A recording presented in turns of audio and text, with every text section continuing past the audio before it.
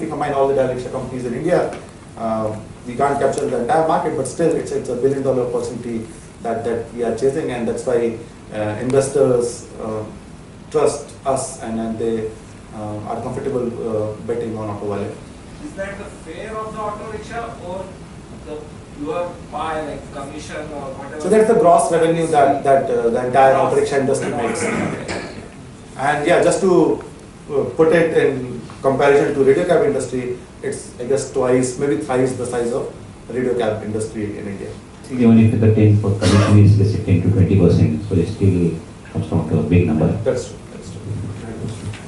One way to describe your business is you're almost like you're like an OLX or an eBay. You're connecting the buyer to the seller, right? That's the simplest way to describe your business. So the advantage you have is your relationship with both of them, the autowala and the person who's sitting in the auto. So one way to scale your business is to increase the number of autos. But the other way would be to monetize your asset, where if I'm sitting in the auto, I'm a captive audience. I'm going to be in there for whatever duration, and I have a relationship with you, and so does the autowala. So how do you monetize on that relationship by, capitalizing on that, the asset that you have? The two elements coming together, having faith in you because you solved their problem on both ends. So how do you take it to the next level? So as of now, we don't do any advertising, very similar to WhatsApp. So we don't do any advertising, but we see a huge scope there. But as you rightly said in your question itself, that we have to build that faith first, both on the customer front and the driver front. We have to prove the traction, and then focus on these alternate sources of revenue. If we start focusing too early on that, then I think we'll miss out on the important service quality aspects and other technology aspects. So, but at some point of time, so somewhere in our so-called Series A deck, we introduce our alternate sources of revenue as well, and then this industry is suddenly more than $10 billion industry. But a very valid point. Whenever an auto rickshaw is going, so on an average, customer spends like 30 to 60 minutes in an auto rickshaw, and that's a very good time to engage them and build a model around. Yeah, my question is, to take your views on the spectrum that you just mentioned about how big the market is. What I wanted to ask was that when you guys started, basically it was a concept that you had, and then you are here. But when you guys started and the angel funding type came in, I wanted your views on the traction. Now, how did you define traction? What did you show the number of auto rickshaws that you had, or did you show the number of probably the customers who had taken your idea? So how did you convince your angels from the traction perspective? Yeah, so I would want to give credit to Mukesh to do for that. I hope he can answer that. But so at initial stages, I think when you are raising angel funds, so you have validated your idea at certain level, at certain scale. For us, it was 25 rickshaws. They were like fully occupied. We proved that there is enough demand for these 25 rickshaws, and we proved that in like few months. So angels were happy for that. And beyond that, it's mainly extrapolation and then more like they call it concept selling. And it's more about the passion with which you are solving this problem. Numbers have to be validated, like number of auto rickshaws that you have counted or estimated can't go wrong. The only thing that could go wrong is your estimation on whether customers would call or not, whether drivers would subscribe to the service or not. And we validated that at a very small scale. Once we did that, most of the investors were convinced that this team can scale, and then we did that with the angel fund. So we started 25 rickshaws, and Pune plus Bangalore combined, we were running 500 rickshaws, like tens of thousands of customers calling us. So we proved that. But yeah, in early stages, to answer your question, investors would look at some data, angel investors, and they are smarter than us. They would know whether it would work or not. No, I agree. But what I actually wanted to understand was that probably when you were making a pitch, the parameter that you focused upon was the quantum of auto rickshaws who had bought in the idea, or the revenue that you had generated for whatever validation period that you had? It was mainly the unit thing, like per driver, we are able to make this much money, and we'll get this much commission out of it. So we proved it with 25 drivers, and then we can do the math. I think your business is very unique in the sense it helps the bottom of the pyramid, right? To solve. It's a lot of corporates have these CSR activities, and I think your business itself, accounts for that one. It's a great initiative. It's a great business.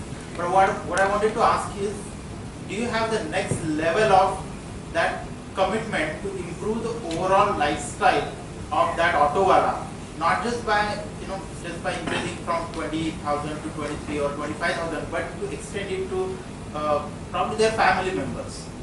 Do you have any thoughts on building that sort of relationship, which will contribute back into serving better way to the middle layer, the customer, the actual customer of auto?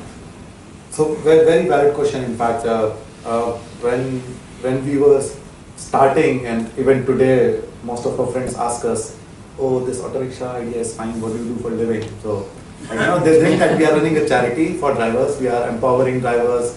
We are running a foundation or something. But we are happy to say, and we are actually very convinced that this could be done in a very profitable manner, where we are empowering the driver, not just financially. There are drivers, so we work on their education. We work on so-called changing their perspective for decisions. There were drivers whose kids were not enrolled in school, now they're enrolled in schools. Right?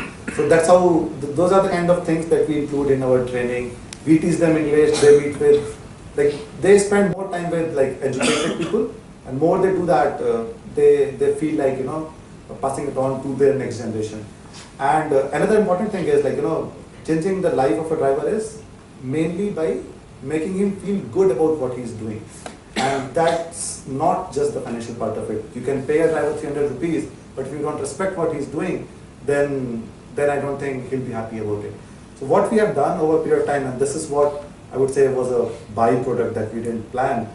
Drivers say that customers, when they come through Autovale platform, they respect us. Customers, when they hail us on road, they don't respect us.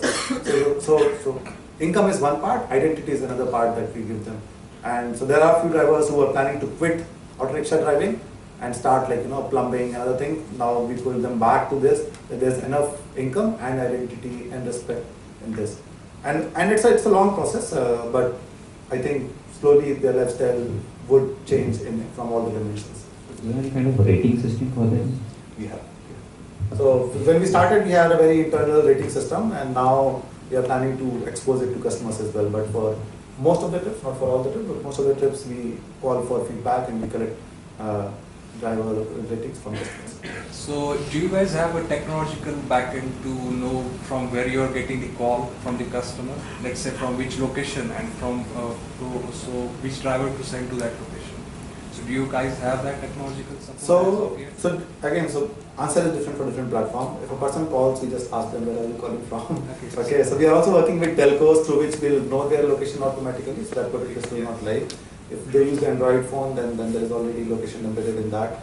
So getting to know the location of a customer has not been a challenge for us so far. But predicting that on Sunday morning we will get let's say 50 calls from Gokhale area is something that we constantly work on.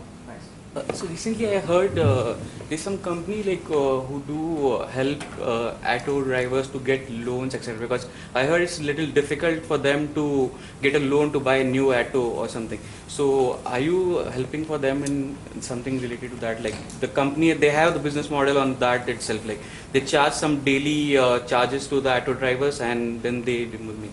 So we have done that not as a complete project, but we have facilitated our drivers to get loans from bank, because earlier when they used to go to banks won't recognize them because they don't have any banking history or credit history with banks. Now when they go to bank, we give them a letter saying that this driver has been working with Autovale for let's say last 1 year and he has been making 20,000, 25,000 per month. So with that letter, most of our drivers are able to secure loan. There was a driver who had huge loans on him. He joined us, he was a very hard-working driver, he's still with us. He started making 30,000 a month and now he owns 3, maybe 4. I keep checking every quarter, he keeps increasing his auto rickshaw account. So that's another way we empower drivers by giving them access to these kind of things.